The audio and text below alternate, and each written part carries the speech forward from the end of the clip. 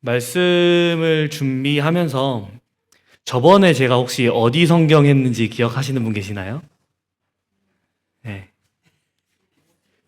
기억이 왜 잘 안 나시냐면 제가 4개월 만에 올라왔습니다. 그러니까 기억이 안 날 수밖에 없죠. 사실 저는 오늘 점심에 뭐 먹었는지도 가물가물하거든요. 근데 4개월 전 거면은 기억이 안 나는 게 당연합니다. 저희가 4개월 전에 아모스서를 같이 나눴습니다. 오늘도 어김없이 들어온 성도님들이 가장 좋아하시는 역사 공부를 한번 해보려고 합니다. 아모스에 대해서 제가 몇 가지 얘기를 했었는데 기억나시는 거 좀 있으신가요? 제가 어떤 형제님하고 이 교제를 했어요.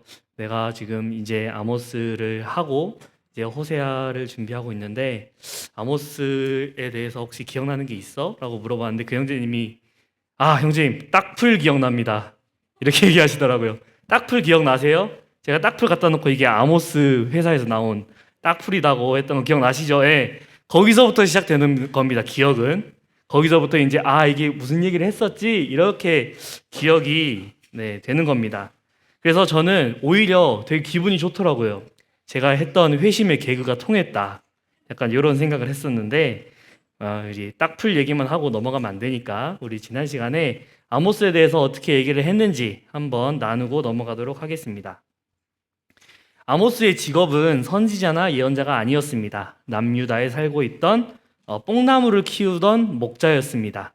네, 기억하시죠?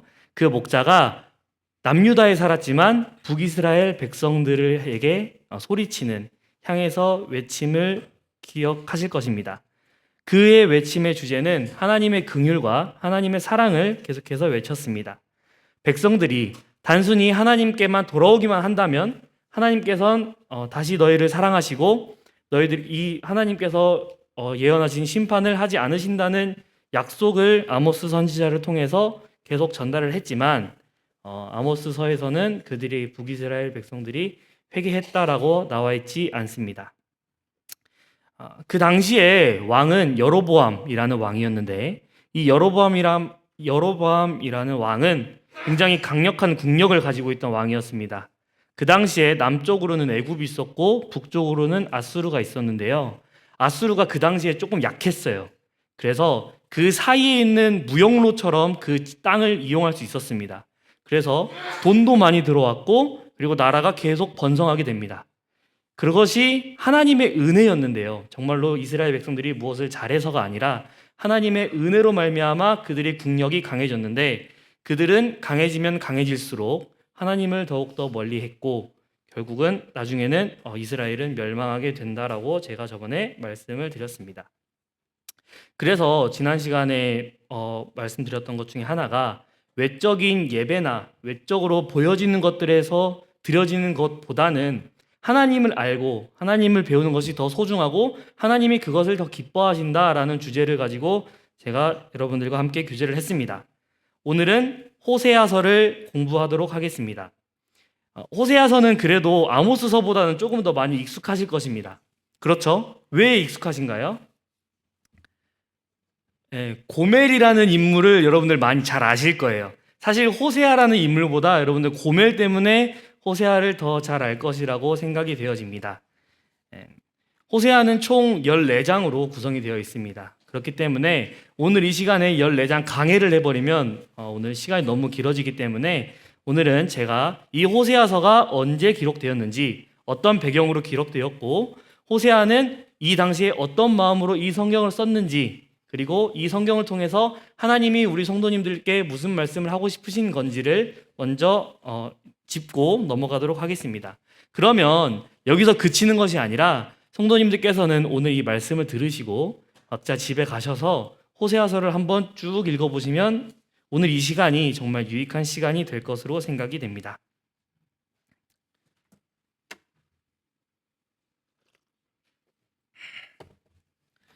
소선지서는 당시 이스라엘과 유다 사회의 도덕적, 영적 상태에 대한 하나님의 심판, 그리고 회개했을 때의 구원의 메시지를 전달하고 있습니다. 이것은 지금 오늘날을 살아가고 있는 우리들에게도 정말 중요한 교훈을 주고 있습니다. 하나님의 정의와 사랑, 인간의 죄와 회개의 필요성을 전달하고 있는 책입니다. 그렇기 때문에 우리는 이 구약 시대에 있었던 일들을 공부하고 있습니다. 세상을 창조하신 그 이후로부터 지금까지 하나님께서는 계속해서 이 세상을 운행하시고 지켜 보호하셔 주셨습니다. 지금 이 순간까지도 하나님께서는 우리에게 역사하고 계십니다. 하나님께서 운행하신 그 역사를 알아보고 그리고 그 과거의 일들을 보고 우리의 삶을 비추어 보았을 때 그리스도인으로서 내가 어떻게 살아야 되겠다라는 것을 알려주고 있는 책인 것입니다. 이것이 성경의 작성 순서로 추정되는 것입니다. 우리가 이 성경책을 볼 때 이 책은 누가 썼다라고 알 수 있는 방법은 사실 이 성경에서 말하는 것 외에는 알 수 있는 방법은 없습니다. 그리고 또 이 성경이 누구에 의해서 언제 쓰였다까지도 우리가 정확하게는 알 수가 없어요.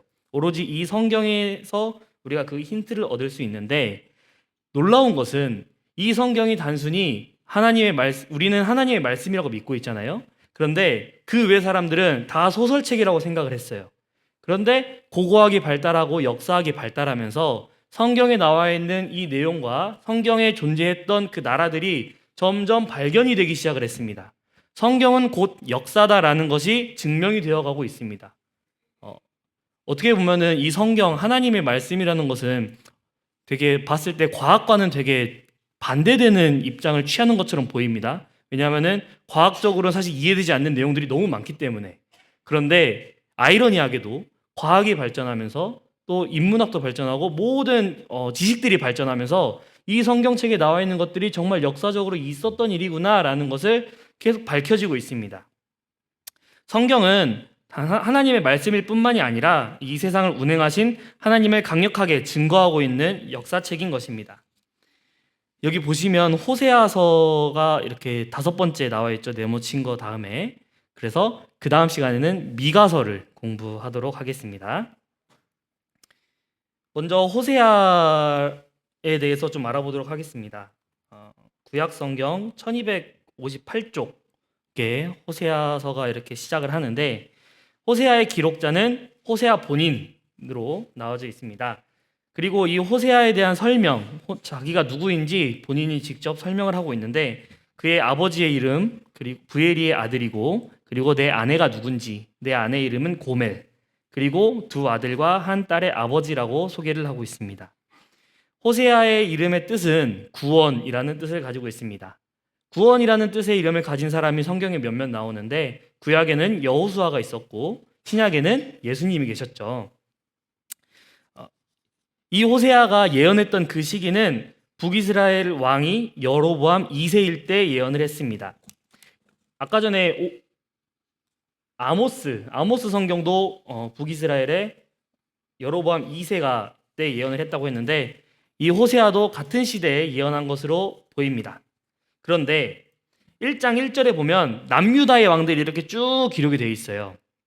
이상하죠? 북이스라엘에서 이렇게 하나님의 말씀을 전했던 사람인데 남유다의 왕들을 쭉 기록을 했는데 1장 1절에 보시면 히스기야라는 사람까지 나옵니다. 남유다 왕의 히스기야라는 사람이 있었는데 이 히스기야 때 북이스라엘이 아수르에 의해서 멸망합니다. 그래서 아마도 호세아는 여로보암 2세 때 정말 강력한 국력을 가지고 있던 북이스라엘부터 그리고 북이스라엘이 아수르에 의해 멸망하는 것까지 아마 보았을 것을 선지자로 보입니다. 아이러니하게도 이 호세아는 마지막까지 이제 북이스라엘이 망할 때까지 보았던 선지자라고 제가 말씀드렸잖아요. 북이스라엘의 마지막 왕의 이름도 호세아입니다. 참 아이러니합니다. 호세아의 자녀들의 이름이 성경에 이렇게 기록이 되어 있는데요. 이름이 참 특이해요. 아버지의 이름의 뜻은 구원인데 자식들의 이름의 뜻은 하나님께서 흩으신다, 긍휼을 얻지 못한다, 내 백성이 아니다, 이런 말도 안 되는 이름을 지어놨습니다. 세상에 어떤 부모가 내 자식 이름을 이렇게 지을 수 있겠어요?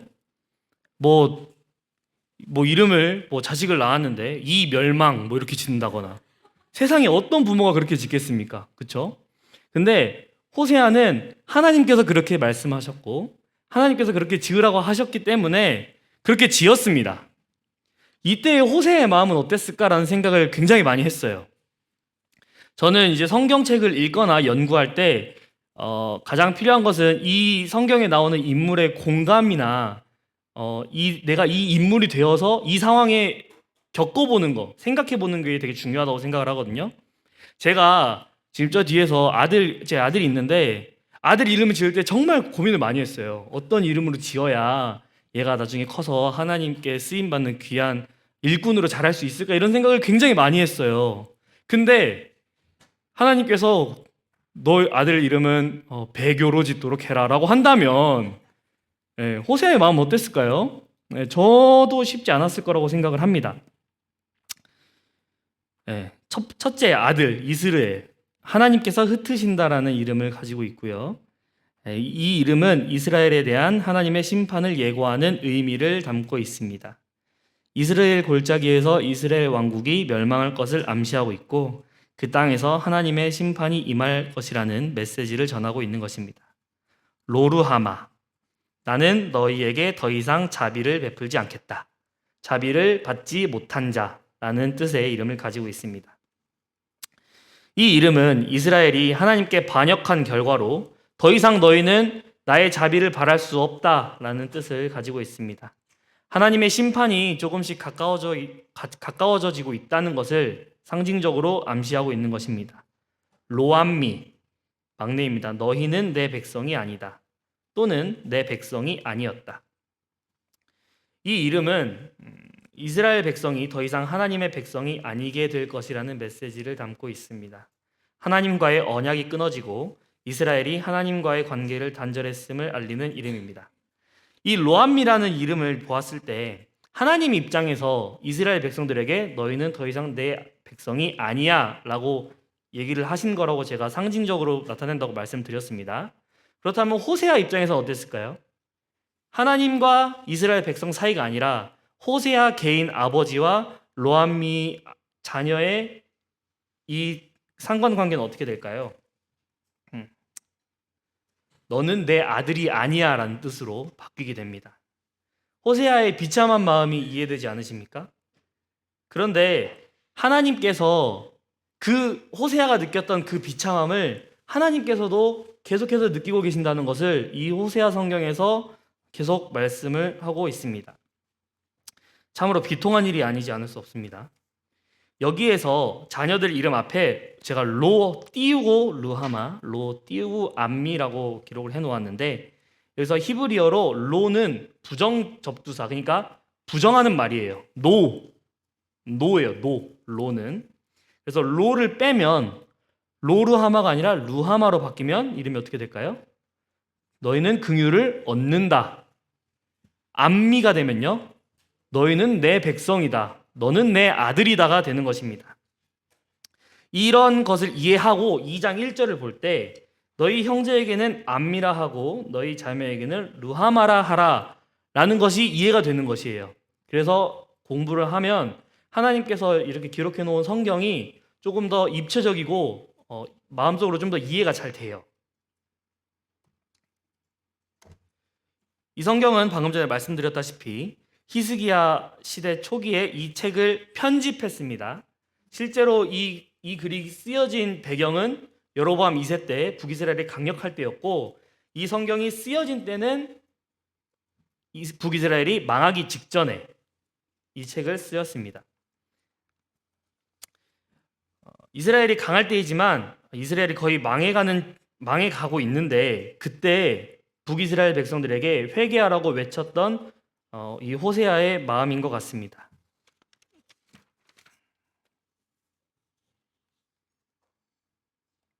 네. 호세아의 사역 기간은 호세아 그 여로보암부터 해서 이렇게 쭉 북이스라엘 왕이 있는데 7명이 왕이 있거든요. 그런데 재밌는 것은 여로보암 왕 때 나라가 굉장히 강했다고 말씀드렸습니다. 여로보암이 약 40년을 통치합니다. 그리고 약 40년 뒤에 북이스라엘이 멸망하게 됩니다. 그 왕 중에 사이에 7명의 왕이 있었는데 어떤 왕은 6개월 동안 통치를 하고 살해당하고 1개월 동안 통치를 하고 또 왕자리에 내려오고 10년 했다가 2년 했다가 이런 식으로 계속 왕이 바뀌어요. 이렇게 되면 나라가 굉장히 혼란스럽고 혼돈한 그 시대였을 거예요. 그 여로보암 2세 전성기 이후에 세워진 왕 중에 4명은 살해당했고 베가라는 왕은 아수르의 포로로 끌려갔습니다. 강하던 그 나라의 모습은 없어지고 극도로 불안정한 시대였습니다. 그때 당시에 아수르 제국이 강력하게 성장하고 있었습니다. 아수르 제국이 성장하면서 북이스라엘은 필연적으로 점점 더 많은 핍박을 받게 되었습니다. 하나님의 거룩이라는 주제는 호세아는 이스라엘의 불순종과 하나님에 대한 배반을 꾸짖으며 아수르가 하나님께서 보내신 심판의 도구임을 예언했습니다. 호세아는 고멜과의 자기와의 관계를 통해서 하나님께서 자신의 백성들을 향한 하나님의 신실하심, 그리고 정의, 사랑, 그리고 용서하는 마음을 보여주고 있습니다. 하나님의 거룩이라는 주제는 이스라엘이 지금 현재 가지고 있는 부패와 비교되어지고 있습니다. 거룩하신 하나님께서는 죄와 함께할 수 없는 하나님께서 그로 인한 결과는 심판이라는 것을 호세아서를 통해서 기록하고 있습니다. 그렇지만 호세아는 이스라엘을 향한 하나님의 신실하신 사랑을 보여주기 위해서 기록되었습니다. 하나님께서는 죄와 함께할 수 없으시기 때문에 심판을 예고하셨지만 이것의 목적은 징계가 아니라 회복입니다. 이스라엘의 완전한 회복을 하나님께서는 꿈꾸고 계셨습니다. 이스라엘의 수많은 죄에도 불구하고 하나님께서는 자신의 백성을 자기에게로 돌이키기 위한 모든 방법을 사용하셨습니다. 하나님께서는 백성들을 향해 나에게 돌아와라, 하나님께로 돌아와라 라고 계속해서 말씀하고 계셨습니다. 그러나 그들은 돌이키지 않았습니다. 이러한 시대적 배경을 이해하시고 성경 본문을 보도록 하겠습니다. 호세아 성경은 굳이 나누자면 3군데로 나눌 수 있습니다. 1장부터 3절까지 호세아와 고멜의 결혼, 호세아의 개인적인 생활 이야기가 있고요. 4장부터 10장까지는 하나님께서 심판하신다는 내용, 이스라엘의 죄를 고발하고 있고 이 죄를 계속해서 가지고 있다면 하나님께서 너희를 심판할 수밖에 없다라는 그런 내용을 가지고 있습니다. 11장부터 14장까지는 하나님께서 다시 이스라엘을 회복해 주실 것이라는 약속을 이야기하고 있습니다. 먼저 호세아 1장부터 3장까지 보도록 하겠습니다. 하나님은 호세아에게 음란한 여인 고멜과 결혼하라고 말씀하십니다. 호세아서 1장 2절에 보면 여호와께서 처음 호세아에게 말씀하실 때 여호와께서 호세아에게 이르시되 너는 가서 음란한 여자를 맞이하여 음란한 자식들을 낳아라. 이 나라가 여호와를 떠나 크게 음란함이니라 하시니. 하나님께서 음란한 여인 고멜과 결혼하라고 말씀하셨습니다. 그리고 이 고멜은 남편을 배신하고 떠나게 됩니다. 그렇지만 결국 호세아는 그녀의 값을 지불하고 다시 그녀를 집으로 데려오게 되는데요. 이것은 하나님께서 이스라엘을 심판하시겠지만 결국 회복시키실 것을 얘기하고 있는 것 같습니다. 그런데 여기서 의문이 들지 않으십니까? 성경에 나온 음란한 여자 고멜, 그렇다면 고멜은 정말 음란한 여자였을까요? 몸을 파는 창기였을까요? 어떻게 생각하십니까? 이 성경책을 문자적으로 그대로 봤을 땐 그냥 몸을 파는 여자였던 것처럼 보입니다. 그렇죠? 음란한 여자와 결혼을 하라고 하셨으니까요. 그런데 이 해석은 몇 가지 의문이 생깁니다. 하나님께서 하나님의 선지자인 호세아에게 고멜을 아내로 맞이하자라고 명령하신 것부터 일단 불이함이 시작됩니다. 특히 고멜이 결혼 전부터 음란한 여인으로 묘사된다면 하나님께서 그녀를 아내로 맞이하라고 하신 것에 하나님의 성품과 일치하지 않습니다. 특히 하나님의 선지자라고 한다면 되게 신실하고 거룩해야 되는 사람인데 그 사람의 아내가 이런 사람이라고 의문을 가지게 될 것입니다. 저도 이 성경을 공부하기 전에는 당연히 그런 줄로만 알았어요. 그런데 다른 해석이 있더라고요. 한번 보도록 하겠습니다. 고멜이 음란한 여인이라고 묘사되는 이유는 이스라엘 백성이 하나님을 배반하고 우상 숭배에 빠진 것과 같다는 점을 강조하기 위해서 사용되었을 수도 있다라고 이런 해석이 있습니다. 고멜의 배신과 호세아를 떠난 것은 하나님을 떠난 이스라엘 백성들을 말하는 것이라는 것입니다. 고멜이라는 인물이 이스라엘을 가리키고 있다면 호세아가 당한 배신과 슬픔을 하나님께서 겪으실 배신과 슬픔으로 이해할 수 있습니다. 처음에 이스라엘 백성들이 애굽에서 출애굽해서 하나님의 나라를 세울 때 그때에는 순결한 백성이었어요. 물론 그 안에서 이제 뭐 죄도 있었고 뭐 범죄도 있었고 하나님께서 또 치시기도 하셨고 하셨지만 하나님의 나라를 세운 이스라엘 백성들 그 자체로는 순결했단 말이죠. 그런데 그들이 조금씩 죄에 빠지기 시작해서 지금 이 시대에 오기까지 이 시대까지 온 것이에요. 그렇게 해석을 한다면 아마도 고멜은 몸을 파는 여자나 이런 사람이 아니었을 것이다라는 해석이 가능해집니다. 그리고 1장 2절에 보면 음란한 여자를 맞이하여 음란한 자식을 낳으라고 했어요. 태어나자마자 자식이 음란할 수는 없잖아요. 네. 그래서 이 해석을 조금 더 이해하기에 좋을 것 같다라는 생각을 하게 되었습니다.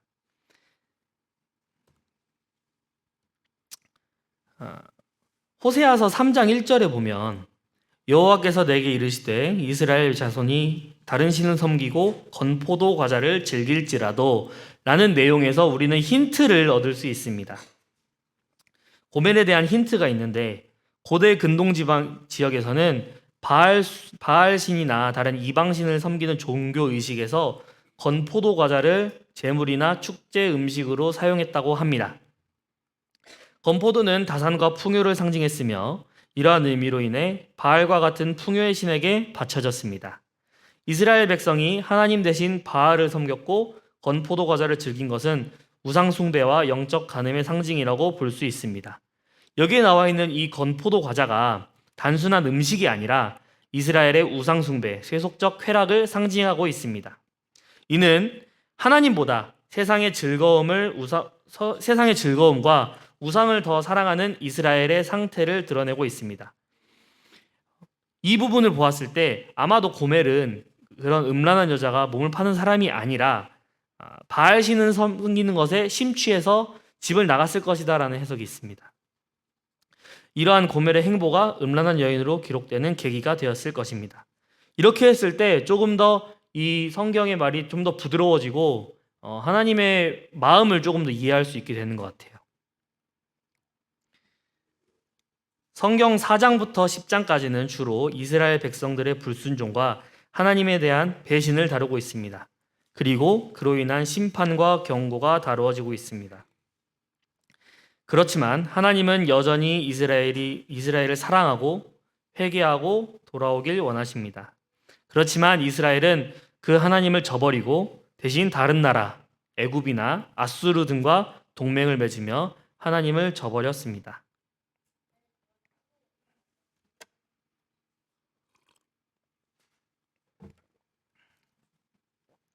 4장에서 백성들과 제사장들에게 책망을 하고 있습니다. 더 이상 하나님을 섬기지 않고 하나님을 알려고 하지 않습니다. 이스라엘은 우상 숭배, 사회적 불의, 도덕적 타락에 빠졌습니다. 하나님은 이스라엘의 제사장, 백성, 지도자 모두의 부패를 지적하고 계십니다. 죄를 싫어하시고 거룩하신 하나님께서는 죄와 함께 하실 수 없습니다. 그렇기 때문에 죄를 짓고 있는 이 이스라엘에게 심판이 임할 것을 이 호세아서 정말 많은 부분에서 예언하고 있습니다. 성경은 이스라엘에게 하나님께 돌아와라 라고 강력하게 메시지를 전달하고 있습니다. 하나님은 그들이 정말로 회개하고 진정으로 하나님을 알고 하나님을 사랑할 때 그들에게 회복을 주시고 축복을 주실 것이라고 약속하셨습니다. 그렇지만 이스라엘은 형식적인 예배에만 의존했고 진정한 회개와 하나님과의 관계 회복이 부족한 상태였습니다. 하나님께서는 말씀하셨습니다. 6장 6절에 하나님께서는 제사보다 인애, 사랑과 하나님을 아는 지식을 원하신다는 것을 계속해서 말하고 있었습니다. 그리고 이스라엘의 불순종에 대해 경고합니다. 6장에 보면 6장 말씀 1절부터 6절까지 제가 이렇게 가지고 왔는데 한번 다 같이 읽어볼까요? 1절부터 3절까지 한번 읽어보도록 하겠습니다. 1절부터 3절까지요. 시작.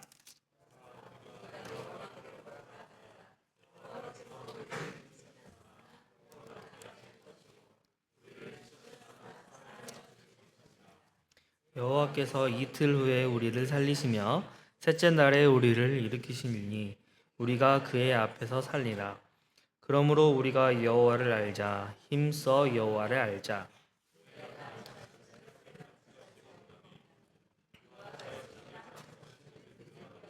우리에게 임하시리라 하니라.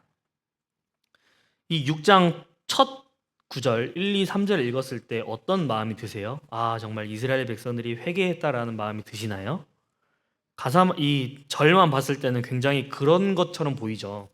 그런데 이스라엘 사람들이 외치고 있습니다. 하나님께로 다시 돌아가자. 하나님께 회개하자라고 소리 높여 외치고 있습니다. 그런데 그들의 회개에는 진정이 빠져 있다는 것을 하나님께서는 경고하고 계십니다. 4절부터 보면 하나님은 이스라엘이 회개하기를 원하시지만 그들의 회개가 진심이 아니라는 것을 지적하십니다. 그들은 여전히 우상 숭배와 죄악에 빠져 있었습니다. 진정한 회개 없이 하나님과의 관계를 회복할 수 없다고 경고하십니다. 이 말을 외치면서 그리고 그들의 제사를 드리면서 그것에서 끝나는 것이 아니라 그들의 마음속에 하나님을 두려고 노력을 했었어야 됐어요. 그렇지만 그들은 그렇게 하지 못했습니다. 마치 아침의 안개나 이슬처럼 잠시 있다가 사라져버리는 그런 마음이라고 하나님께서 말씀하고 계셨습니다. 종교 행위에만 열심이었다는 것입니다. 하나님께 대한 진심 어린 사랑과 순종은 없었다고 그 뒤에 절에서 얘기하고 있습니다.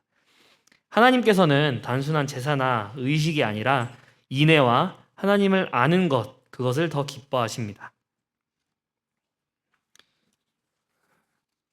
심판은 피할 수 없지만 사랑의 하나님은 그들을 징계 후에 회복시키실 계획을 가지고 계십니다.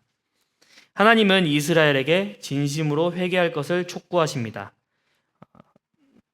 회개하는 자에게 하나님은 사랑, 은혜, 회복을 약속하십니다. 하나님과의 관계 회복은 이스라엘의 궁극적인 소망입니다만 또 하나님의 궁극적인 소망이기도 합니다. 하나님의 사랑과 자비, 이스라엘의 회복 가능성, 그리고 하나님의 심판을 중심으로 호세아서 마지막 장은 전개되고 있습니다. 이 부분에서 하나님은 이스라엘의 불순종과 우상 숭배에 대한 심판을 예고하셨습니다. 그럼에도 불구하고 하나님은 그러한 이스라엘 백성들임에도 불구하고 그들을 사랑하시고 회복시키려는 깊은 의지를 나타내십니다.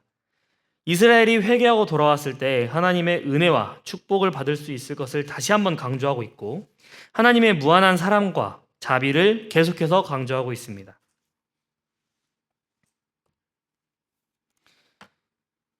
호세아서 맨 마지막 장입니다. 이 구절들은 이스라엘의 죄와 배반을 비판하면서도 회복의 기회를 주시는 하나님을 계속해서 말하고 있습니다. 하나님은 사랑의 하나님이시며 자비의 하나님이시며 회개와 회복의 희망을 제시하는 중요한 메시지를 계속해서 말씀하고 계십니다. 이 호세아서는 이렇게 끝이 납니다. 그리고 결국 북이스라엘은 하나님께 회개하지 못하고 아수르 제국이라는 제국에 의해서 멸망당하게 됩니다. 이 호세아서를 이렇게 쭉 공부하고 읽으면서 하나님의 마음을 조금 더 생각하게 됐어요. 하나님께서도 우리를 사랑하시고 우리도 하나님을 사랑하는데 하나님은 제가 평소에 하나님 사랑합니다. 하나님은 저를 사랑하시죠. 라고 단순히 생각만 그렇게 했었던 것 같아요.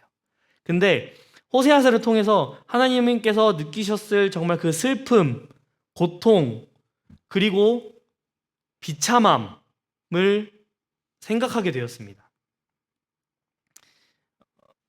사랑, 그리고 하나님의 인내하심, 그리고 하나님께서 이스라엘 백성들이 하나님을 떠나고 하나님을 버리고 나갔을 때 슬픔, 그렇지만 다시 돌아왔을 때 너희를 용서할 준비가 되어 있다는 것, 정말 많은 감정들이 이 성경을 통해서 하나님의 마음을 보여주고 있었습니다. 하나님은 이스라엘의 죄와 배신에도 불구하고 그들을 향한 깊은 사랑과 회복에 대한 강한 의지를 보여주셨습니다.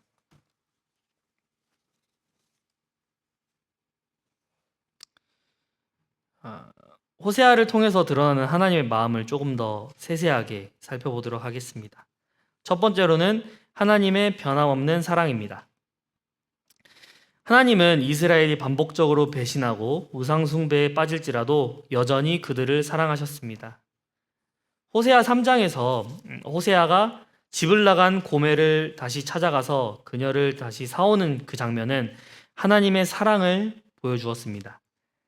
호세아가 자기 아내 고멜을 사올 때 은 15개와 보리 한 호멜, 보리 한 호멜 반이라는 것을 지불했는데요. 한 호멜이 얼마나 될까요? 당나귀가 짐을 실을 수 있는 최대의 양이라고 합니다. 그러면은 약 220리터래요. 약 300리터가 넘는 보리와 은을 가지고 집을 나간 내 아내를 다시 사러 나간 것입니다. 그런 생각도 해봤습니다. 만약에 그 무거운 보리를 왜 굳이 가지고 가야 했을까? 그런데 그런 생각도 들더라고요. 내 수중에 가진 건 은 15개밖에 없는데 내 아내를 살려면 돈이 더 필요해. 뭘 더 가져가야 되지? 하면서 집에 있는 걸 다 가지고 온 거예요. 그리고 나를 떠나서 다른 곳에 간 아내를 다시 사오는 겁니다. 그리고 데려오는 거예요. 그런데 그 이후로 아들이 생겼는데 이 아들이 아무리 봐도 내 아들이 아닌 것 같아. 어떠실 것 같으세요? 저는 이거 생각하면서 너무 마음이 아프더라고요. 근데 하나님은 이스라엘을 떠나지 않으시고 끝까지 사랑하신다는 것을 이 성경을 통해서 보여주셨습니다. 배신당한 남편과 같은 처지에서도 그들을 끝까지 사랑하십니다. 이것은 무조건적이고 변하지 않는 사랑입니다. 그러면서 요한일서 4장 9절에서 10절 하나님의 사랑에 대한 말씀이 생각이 났습니다. 하나님의 사랑이 우리에게 이렇게 나타낸 바 되었으니 하나님이 자기의 독생자를 세상에 보내심은 그로 말미암아 우리를 살리려 하심이라. 사랑은 여기 있으니 우리가 하나님을 사랑한 것이 아니요 하나님이 우리를 사랑하사 우리 죄를 속하기 위하여 화목제물로 그 아들을 보내셨음이라. 요한일서 4장 9절에서 10절 말씀이었습니다. 우리는 이 호세아 성경은 이스라엘 백성들에게 외치고 있지만 사실 우리랑 빗대어 보았을 때 우리가 이스라엘 백성들보다 나은 것이 하나도 없습니다. 우리가 고멜과 다를 것이 하나도 없어요. 더했으면 더했지 덜하진 않을 것입니다. 제가 이번에 모임을 할 때 율동을 했잖아요. 거기에 가사가 그랬잖아요. 어디가 내가 이뻐서, 어디가 사람이 이뻐서 가장 귀한 거를 이 세상에 주셨을까? 이 고백이 이 구약 성경에도 있더라고요. 참 감사가 됐습니다.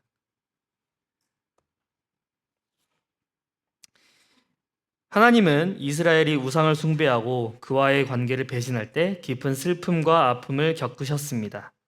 이스라엘이 하나님을 떠날 때 그들의 죄가 하나님을 얼마나 아프게 했는지 잘 나타나고 있습니다. 하나님은 이스라엘을 자신의 아들로 사랑하셨지만 그들의 죄로 인해 마음이 아프고 고통스러워 하셨습니다. 그리고 하나님은 그들을 진정으로 회복시키고자 하는 마음을 품고 계시지만 그들이 돌아오지 않는 모습에 대해서 슬퍼하셨습니다. 계속해서 집을 나가는 아내를 바라보는 남편의 마음을 생각해 보시기 바랍니다. 성도님들 지금 한번 생각해 보세요. 내 아내가, 내 남편이, 청년들은 이해하기 조금 어려울 수 있겠죠. 그러니까 나중에 미래에 내가 결혼할 사람이 집을 나가요. 그리고 안 들어와. 근데 나쁜 짓을 하고 다녀. 근데 내가 이 사람을 다시 사랑하라고 하신 하나님의 말씀에 따라서 다시 사랑하려고 데리고 와야 돼요. 근데 또 나가. 어떠실 것 같으세요, 마음이? 비참하지 않으실 것 같으세요? 내가 왜 이렇게 살아야 되지? 내가 이 사람을 이렇게까지 사랑해야 되나? 이런 생각 들 것 같지 않으십니까? 저도 그럴 것 같더라고요. 근데 하나님은 그럼에도 불구하고 우리를 사랑하셨다. 하나님의 백성이 이스라엘을 계속해서 사랑하신다. 그래서 너도 사랑해 라고 성경에 말하는 것 같더라고요. 너도 내가 이렇게 사랑해 라고 말씀하시는 것 같았습니다.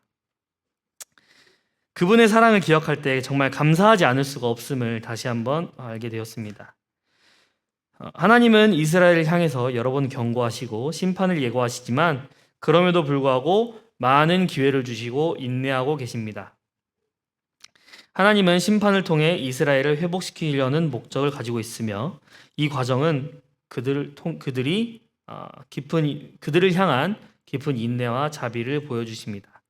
하나님께서 죄를 지었을 때 즉각적으로 심판을 하실 수도 있으시죠. 그런데 만약에 그러셨다면 지금 이 자리에 하나님 앞에 나와서 말씀 들을 수 있는 성도가 몇이나 되겠습니까? 하나님께서는 계속해서 돌아올 수 있는 기회를 지속적으로 주신다는 것입니다. 그리고 기다리고 계신다는 거예요. 하나님은 이스라엘이 죄를 지었음에도 불구하고 그들에게 구원의 길을 열어놓고 계십니다.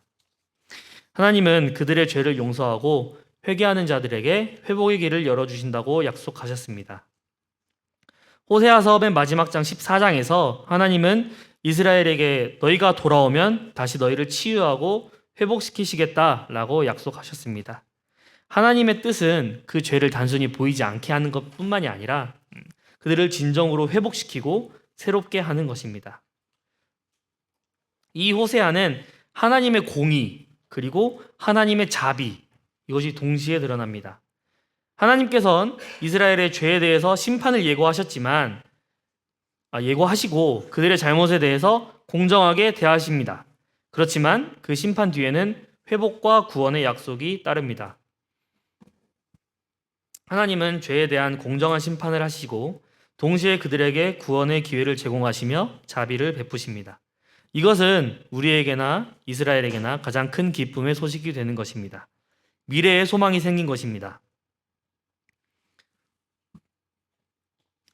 하나님께서는 이스라엘이 심판을 받을지라도 그들에게 돌아올 기회를 주시며 회복의 희망을 잃지 않으셨습니다.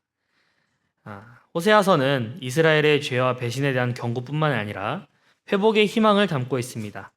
이스라엘이 회개하면 반드시 그들을 회복시키시겠다고 약속하셨습니다. 이는 우리가 소망하는 것과도 동일한 마음입니다. 반드시 주님은 우리가 회개하고 돌이켰을 때 기뻐하시고 회복시키실 것이라고 말씀하고 계십니다. 우리는 그 은혜로 구원받았습니다. 이 시간 그런 주님의 은혜를 찬양하는 시간이 되었으면 좋겠습니다. 호세아서를 통해서 우리는 하나님 마음속에 있는 깊은 사랑, 그리고 인내, 슬픔, 용서, 공의, 그리고 회복의 약속을 우리는 이 성경을 통해서 알 수 있었습니다. 하나님은 이스라엘의 죄에 대해서는 공정하게 심판하시지만 그들에게 다시 기회를 주며 회복시키고자 하셨습니다. 이 모든 것은 하나님이 그들을 끝까지 사랑하셨기 때문에 하실 수 있으셨던 것입니다. 하나님은 우리 각자에게도 이와 같은 사랑과 용서, 회복의 길을 열어주셨습니다. 하나님 앞에 모든 죄, 악함을 가지고 나아가서 회개함이 필요합니다. 우리가 그렇게 행한다면 하나님께서 반드시 우리가 죄를 지었을 때, 우리가 죄를 범했을 때 하나님께서 슬퍼하시는 그 슬픔을 눈에서 다시 지우시고 기뻐하실 것입니다. 그렇다면 이런 하나님의 마음을 생각하시면서 오늘 말씀은 이것으로 마치도록 하겠습니다. 기도하고 마치도록 하겠습니다.